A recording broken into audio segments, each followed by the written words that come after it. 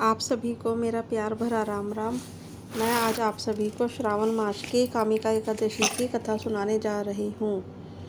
कुंती पुत्र धर्मराज युधिष्ठिर बोले, हे भगवान, कृपा करके श्रावण मास के कृष्ण पक्ष की एकादशी की कथा सविस्तार कहिए। इसका क्या नाम है और किसके देवता की पूजा होती है। श्री कृष्ण भगवान कहने लगे कि हे युधिष्ठिर, इस एकादशी का वृतांत तो जो एक समय ब्रह्मा जी ने नारद जी से कहा था, वही मैं तुमसे कहता हूँ। ब्रह्मा जी से नारद जी ने पूछा, हे पितामह, श्रावण मास के कृष्ण पक्ष की एकादशी की कथा सुनने की मेरी इच्छा है। उसका क्या महात्म्य है, क्या विधि है, सो आप कृपा करके कहिए। नारद जी के ये वचन सुनकर ब्रह्मा जी ने कहा, हे नारद, लोकहित के लिए तुमने अत्यंत सुंदर प्रश्न किया है। अब ध्यानपूर्वक सुनो।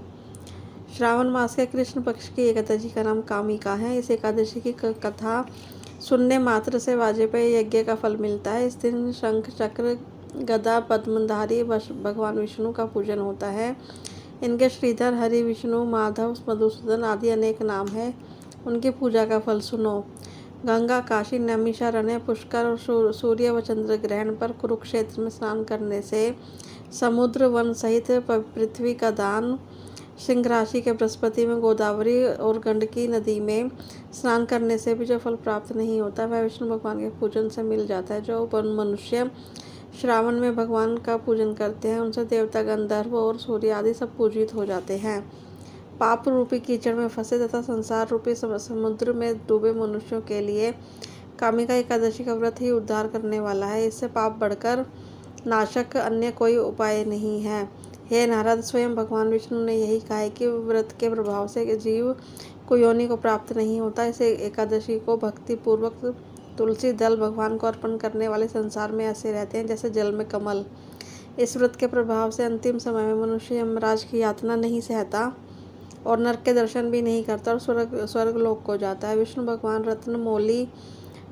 रत्न, मोती, मणि तथा आभूषण आदि से इतने प्रसन्न नहीं होते जितने तुलसी दल से होते हैं।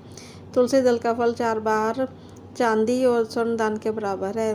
हे नारद, भगवान की अत्यंत प्रिय तुलसी को मैं भी सदैव नमस्कार करता हूँ। तुलसी के वृक्ष को सींचने से संपूर्ण यातनाएं, दर्शन मात्र से ही समस्त पाप और स्पर्श से मनुष्य पवित्र हो जाता है। जो मनुष्य भगवान के चरणों में तुलसी अर्पित करता है, वह मुक्त हो जाता है।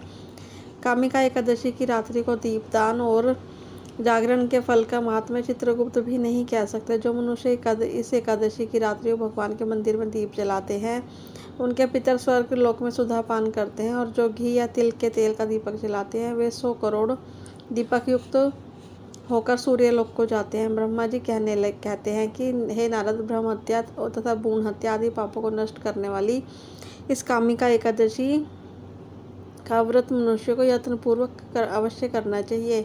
इस कामिका एकादशी के महात्म्य को श्रद्धापूर्वक पढ़ने या सुनने वाले के समस्त पाप नष्ट होकर उसे विष्णु भगवान की प्राप्ति होती है। कथा यहीं समाप्त होती है। आप सभी को मेरा राम राम।